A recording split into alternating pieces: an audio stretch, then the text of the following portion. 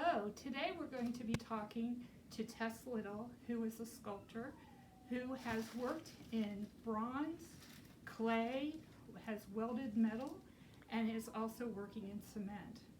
She has been a big fixture of the Dayton community for a number of years, and today we're going to be looking at the process of her working in clay.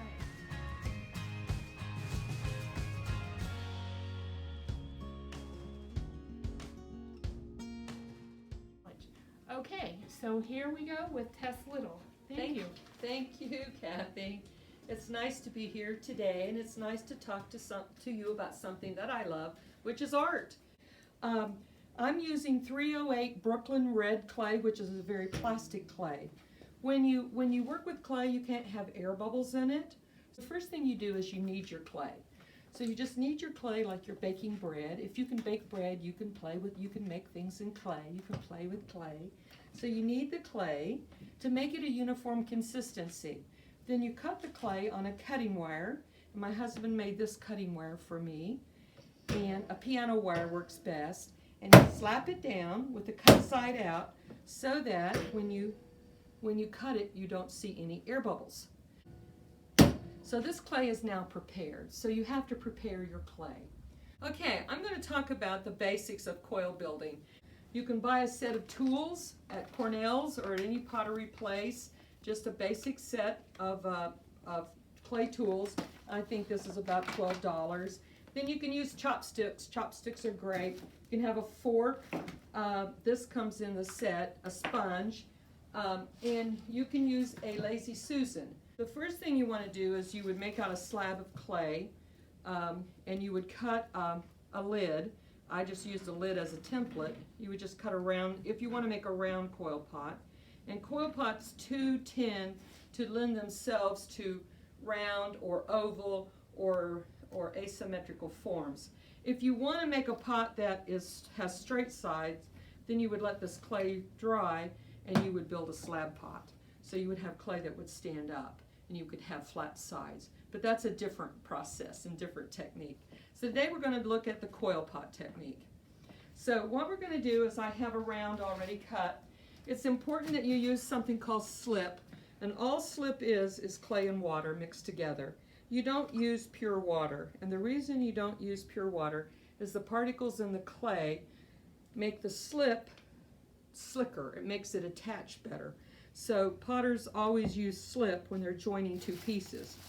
You do something called scoring it, and I just use a handy fork from the Goodwill, and I cut into my clay base. Now, the beginning is the most important. It's like the foundation of a house, so I will slip it. Now, I made these coils up beforehand, so let's talk a little bit about how you make coils. And we're going to let that slip soak in just a few minutes while we do that. So what I do is I take a handful of clay after I've kneaded and wedged it, and I just put it in my hands and I squeeze it, and I turn it as I squeeze. So I've got a quick coil that fast. I have a coil. Now, if I want to make it nice and finished like these, I just lay it on the tabletop. You always want to work on a piece of canvas, and you just roll it out. So you can make a lot of coils. The trick is, as you make them, you turn it in your hand. So you pinch, turn, pinch, turn, pinch, turn. So I'm going to take this coil and I'm going to score it just a little. And then when I put it down, I do something called seating. I seat that coil. I push it down into this clay base. Now, this important part about a coil part is the support. So you hold it with one hand and you score it, and I'm providing support with this hand. And then I do the same thing to the outside. The inside. I support the outside and I score it on the inside. And then I take a rounded tool and I really push that clay in. If it gets a little bit thin, you can also put a tiny little coil in there. You can score it and put a tiny little coil in there, and it will make it thicker. so it'll make it have a little extra strength. That's age. Then I take a rib and I will rib it. So this is a rib, I smooth it.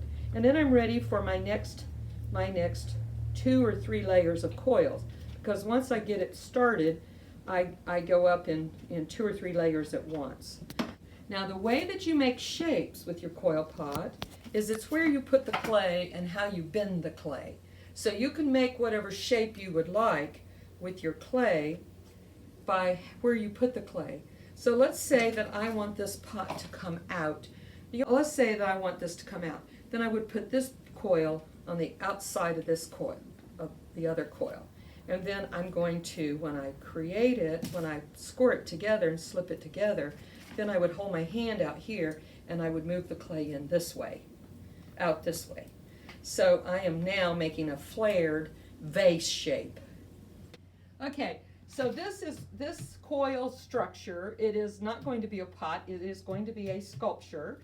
So this piece is in process, and it will make about a 28-inch round shape. So this will go on top of here once I get these two shaped up into a process. And then this is the top, this top piece, and this is coils, and I didn't smooth the coils out on the inside because there's no need. I did have a paper armature. An armature is, it was paper that was all crumpled up and taped together so it would hold the wet clay up until it got dry. So this piece then will go up on here when it's finished, and this will all go on there.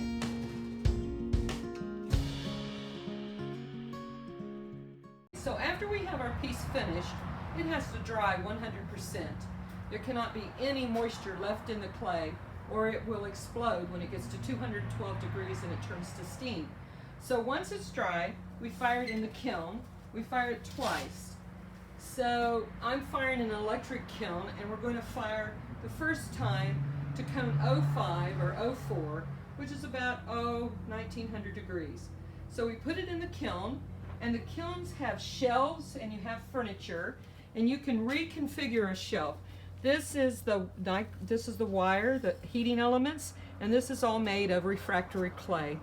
So you stack the kiln determined on how you need to fire the kiln. I make all my own glazes. They're cone 6, 2290 degrees Fahrenheit, and I use the chemicals. Glaze is just 4 chemicals basically. It takes silica, flux, alumina, and a coloring carbonate. So I do all these tests, and I do different glazes. So that's another component to working in clay.